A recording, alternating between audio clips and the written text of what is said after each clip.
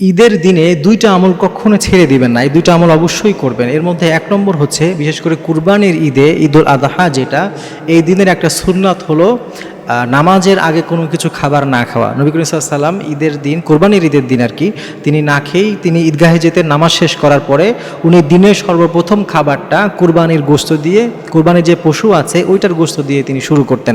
এজন্য এই কুরবানির ঈদের একটা দিনের সুন্নাত হচ্ছে কুরবানির মাংস দিয়েই খাবারটা শুরু করা। এজন্য আমরা এই সুন্নাতটা পালন করতে পারি। এবং ২ নম্বর একটা চমৎকার সুন্নাত আছে, সেটি হচ্ছে আমরা যখন কুরবানির ঈদের নামাজ পড়ার জন্য, আমরা যখন জামাতে নামাজ পড়ার জন্য ঈদগাহে যাচ্ছি, একটি চমৎকার সুন্নাত হচ্ছে যেই পথ দিয়ে আমরা ঈদগাহে যাব, বিপরীত পথ দিয়ে আমরা ঈদগাহ থেকে বাসায় ফিরব।